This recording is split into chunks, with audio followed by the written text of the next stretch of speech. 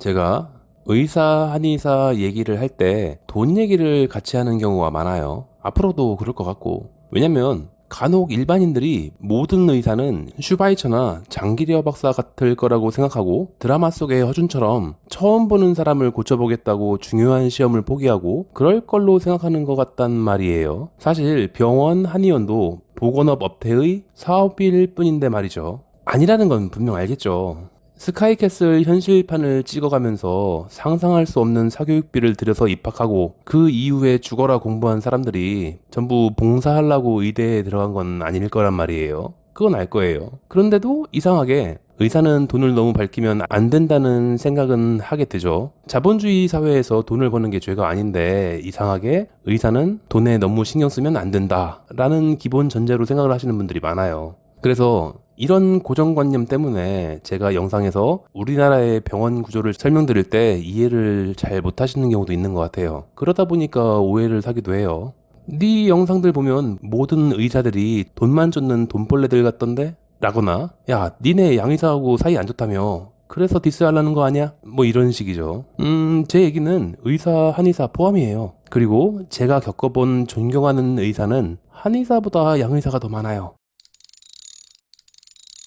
그러니까 이번 영상은 제가 양의사라던가 다른 한의사들을 디스하기 위해서 자꾸 돈 얘기를 해온 게 아니다 라는 걸 말하기 위해서 제가 존경하고 있는 의사들 얘기를 하려고 해요. 이 사회에서 돈을 벌기 위해 노력하는 건 당연한 거고, 그래서 요즘에는 오로지 영리만을 목적으로 설립되는 병원도 있고, 전적으로는 아닐지라도 그래도 좀 심하게 수익에 초점을 두는 병원도 늘고 있지만 돈만 쫓기 위해서 이 직업을 선택하는 건 아니거든요. 사실 돈 벌기로 작정하면 사업을 해야죠. 하다못해 우리 동네 갈비집 사장님도 저보다 훨씬 많이 벌걸요? 그럼 제가 존경하는 의사들 얘기를 해볼게요.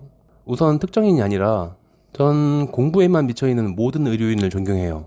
취미도 없고 연애 한번 못 해보다가 처음 교제해본 이성과 결혼하고 저도 첫사랑이 지금만으로 하루 종일 진료하고 끝나면 저녁에 여기저기 세미나 찾아다니면서 새로운 거 공부하고 나이가 60쯤 되면 슬슬 은퇴 준비를 할 것도 같은데 주말마다 전국을 돌면서 강연을 쫓아다니고 요즘 의사들 상당수는 면허증을 따자마자 개원 마케팅 컨설팅 이런 거를 받으러 다니느라 바쁜데 젊은 친구들 중에서도 그까짓 거 신경도 안 쓰고 계속 공부를 열심히 하는 의사들이 있거든요. 제가 한의대 학생일 때 선배님들 따라서 포장마차 가서 술 마시다 보면 꼭 근엄한 말 하는 거 좋아하는 양반들이 있어요. 공부해라. 공부를 안 하면 죄를 짓는 거다. 의사는 윤회의 굴레 중에 가장 최종적인 단계인 거다. 의사가 공부를 게을리하면 잘 몰라서 사람을 죽일 수도 있고 더 불편하게 만들 수도 있고 금방 고칠 수 있는 걸 못해서 환자가 고통받는 시간을 늘릴 수도 있는 거다. 그러면 다시 업보가 시작된다. 전생의 노력이 전부 다 물거품 된다 라고 혀가 꼬부라져서 말하던 그 선배님들처럼 말로만 그러는 게 아니라 정말로 내가 오늘 책을 안 보면 어떤 환자인가 한 명은 불편함을 느껴야 된다 라는 생각으로 하루하루를 살아가는 양반들이 있어요. 전 이게 불교랑 관련된 말 같아서 불교에 심취한 양반이 만들어낸 한의사들끼리 하는 그런 소린 줄 알았는데 그건 또 아닌가 봐요. 최근에 외과쌤하고 얘기를 하는데 언제나 공부하고 있고 사실 거의 은퇴를 생각하실 나이인데도 열심히 공부하러 다니신다고 해요. 그분이 말하시길 의사가 공부를 게을리하면 잘 몰라서 사람을 죽일 수도 있고 더 불편하게 만들 수도 있고 금방 고칠 수 있는 걸 못해서 환자가 고통받는 시간을 늘릴 수도 있는 거다라고 익숙한 말을 하세요. 뒷부분이 좀 다르긴 해요. 내가 환자를 괴롭게 한다면 이건 하나님의 뜻에서 벗어나는 거다. 그러니 열심히 공부를 해야만 한다 라고 하시더라고요. 아마 종교에 따라서 여러 가지 버전이 있는 것 같긴 한데 결국 사명감 같은 걸 가지고 평생 공부 열심히 하는 분들이 있어요. 전 이런 분들을 존경해요. 전부 다. 살다 보면 술도 한잔 할 수 있고 놀러 가고 싶기도 할 텐데 그냥 돈 벌기 위한 직업이 아니라 사명감으로 일하는 분들이니까요. 게다가 강연이 없는 주말이 되면 봉사활동을 나가. 내 병원 근처에서 봉사활동하고 있으면 저거 병원 홍보차 하는 것 같다 이렇게 곱지 않은 시선으로 보는 분들도 있을 건데 아예 몇 시간씩 차 타고 가서 낙도 오지까지 가서 자기 병원 상권이랑 전혀 관계없는 곳까지 가서 해. 이런 분들을 어떻게 존경하지 않을 수 있어요. 직업상 남들보다 돈은 많이 벌겠죠. 그런데 이런 분들이 돈벌레로 보인다면 참 문제가 있는 사람이죠. 제가 어렸을 때 기억을 소환해 볼게요.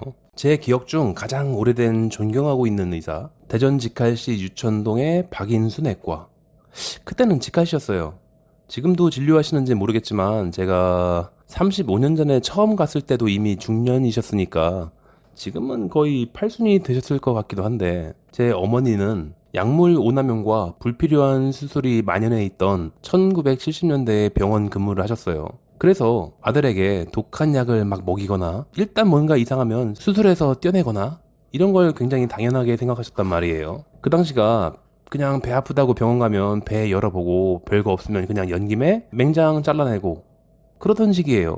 근데 그 내과 원장님은 제 어머니를 막았어요. 약이 너무 세서 애한테 내성 생길 것 같으니까 좀 불편하더라도 이런 정도만 합시다 라던가, 편도선의 역할에 대해서는 아직 완전히 알려져 있는 게 아니라서 그냥 불필요한 장기라고 보는 건 부적절하다, 이 정도면 편도선염이 그렇게 자주 발생한다고 볼 수 없으니까 자르지 맙시다 라던가, 그 약은 효과가 뛰어나지만 부작용에 대한 얘기가 종종 보고되고 있으니까 그 약 말고 이런 걸로 합시다, 이런 분이었단 말이에요. 아마 제가 중학교 때 이상한 의사를 만나지 않았으면 지금쯤 이분 때문에 내과 의사가 돼 있을지도 모르겠어요. 그 당시에는 의사가 되는 게 쉬웠거든. 그냥 시골 깡촌에서도 반에서 2, 3등 하면은 웬만한 의대는 갈 수 있었으니까요. 그 다음에 생각나는 게 제 동기예요. 한약을 외상으로 막 주어 환자한테. 외상값만 수백만 원씩 쌓이고 있는데 이제 약값 달라는 얘기도 못해. 아니 그래도 이 환자는 이 약을 먹어야 되는데 돈이 없어서 못 먹고 있으니까 나중에 여유되면 갚으시고 이러고 있어. 아우, 전 절대로 외상 안 해요. 전 다분히 세속적인 한의사라 그렇게 이런저런 미수금 깔아가면서 운영을 하고 있는데, 뭐 그래도 한의원은 잘 되고 있고. 근데 뜬금없이 유학을 가겠대. 목사가 되고 싶어서 신학을 전공해야겠대. 그러더니 정말로 몇 년 쉬고, 친구들이 이 뭐 하는 짓이냐니까 자기는 최대한 빨리 은퇴해서 기독교가 박해받고 못 살고 위생이 불량한 그런 외지를 찾아가서 평생 선교하고 의료봉사하면서 살겠대. 물론 종교적 신념과 관련이 있겠지만 그 정도의 신념과 인생 계획이라면은 친구라도 존경해줘야죠. 한 명은 군대에서 이건 사전 지식이 있어야 설명이 될 건데, 공중보건의라는 게 있어요. 건강에 문제가 있어서 군의관 차출해서 제외되고, 그때 당시 군생활 26개월 대신에 훈련소에서 한 달, 보건소에서 36개월 이렇게 일하는 건데, 군사훈련 성적이 우수하지 못하면 대개는 전라남도로 떨어져요. 전라도 사람이 아닌 이상 전남은 기피하는 1순위 지역이에요. 그러니까 군사훈련 점수가 낮은 사람들은 결국에는 전부 다 전남에 모여요. 눈이 좋아서 사격 잘하고 뭐 체력관리 잘하는 사람들은 서울 같은 데 보건소로 가는 거고, 그 전라도에서, 그러니까 전라도에 떨어진 사람들끼리 모여서 필기 성적을 가지고 순위를 정하는데 제가 전남 3등이었어요. 그 정도면 제법 순위가 높은 편이니까 제가 원하는 곳에 갈 수 있어요. 아무래도 좀 큰 도시가 인기 있을 것 같지만 전 낙도 오지에 있는 배 타고 들어가야 보건지소가 있고 중간중간 3시간씩 배를 다시 타고 들어가서 의료봉사를 다녀야 되는 그런 데를 선택했단 말이죠. 왜냐면 워낙 외진 곳은 근무하면 힘이 많이 들 테니까 1년 지나면 근무지를 바꿀 수 있는 권리를 주니까 1년만 버티고 있으면 우리 집 앞에 있는 보건지소로 바꿀 수가 있는데 당연히 선물 찾아가야죠. 근데 근무지 결정하기 위해서 모인 날 전라남도 성적 1등인 사람이 몇몇을 모아놓고 얘기하고 있더라고요. 그 사람은 1등이니까 자기가 원하는 곳 아무데나 갈 수가 있어요. 말을 시작하는데 제가 가려고 하는 곳은 땡땡섬입니다. 그 가끔 뉴스에 나온 섬 있잖아요. 염전노예라던가 인신매매라던가 성폭행이라던가, 그 섬은 전국에 있는 공중보건의 깊이 1, 2순위에 해당되거든요. 거기를 자기가 가겠대. 그 지역 1등인데 아니 군사훈련 점수가 낮아가지고 어쩔 수 없이 전남으로 끌려온 거라면 그 많은 섬 중에 하나 골라서 1년만 고생하고 남아있는 2년간 집 앞에서 근무하는 게 좋을 텐데 그 많은 섬 중에 하필 거기야. 심지어 자기는 경력이 있는 양방의사이기 때문에 거기서 보건지소장을 하고 있을 테고 3년간 위치 이동하지 않을 테니까 같은 생각이 있는 분들은 와서 도와달래. 미쳤어? 1년만 버티고 있으면 어디든지 이동할 수 있는 권리가 주어지고 워낙 악명이 높은 곳이라서 전국에서도 거의 최상위 순위를 얻을 수 있기 때문에 자기가 원한다면 서울이고 뭐고 맘대로 갈 수 있는데, 그렇게 할 거면 뭐하러 그 섬을 선택해? 한마디 더 하는데 자기는 원래 그 섬을 가기 위해서 군사훈련 점수로 지원할 때도 일부러 전라남도를 선택했고 혹여라도 그 섬에 못 가게 되는 일이 생길까봐 열심히 공부했대요. 그렇게 해서 1등을 했대. 정말 이건 거기가 고향인가? 이유가 자기는 선배들로부터 거기가 얼마나 악독하고 문제 있는 섬인지를 익히 들어서 알고 있고, 그렇다면 내 인생의 3년간만 완전히 봉사하는 마음으로 살고 오겠다라고 다짐했대요. 그런 외지에 가면 깡패, 지방유지, 경찰, 각종 공무원 등등 전부 다 유착돼 있어요. 나중에 언젠가 그 섬에서 염전노예 사건이 발생했을 때 그 신고자가 그 섬의 공중보건이라는 뉴스가 나오더라고요. 그러니까 그 섬은 그런 걸 미리 알고 자기를 정말로 온전히 희생하려고 하는 의사들이 일부러 찾아가는 곳이라는 걸 나중에 알게 됐어요. 아이, 그런 사람들 존경해줘야지. 먼 과거에서 찾을 것도 없어요. 지금 코로나19가 창궐한 가운데 대구에 인력이 부족하다니까 생업을 내팽개치고 대구로 달려가는 분들이 있잖아요. 나는 얼마 번다 라고 자랑하고 다니는 게 인생의 낙인 의사들도 있지만 이런 사람들도 있는 거죠. 저 사람들은 가족도 없나 라는 완전히 세속적인 생각을 하는 저 같은 놈들도 있겠지만 거기 달려간 분들은 존경스럽잖아요.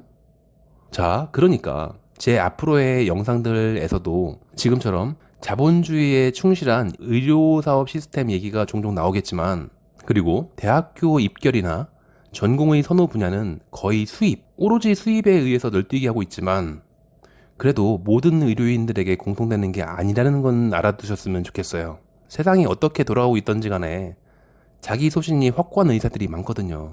아, 그리고 전 아니에요. 돈에 미쳐있는 건 아니지만 제가 소신이 확고해서 평생 봉사하고 살겠다 뭐 그런 생각을 하는 그런 사명감까지는 없어요. 그냥 욕심이 적은 충청도 아재일 뿐이에요.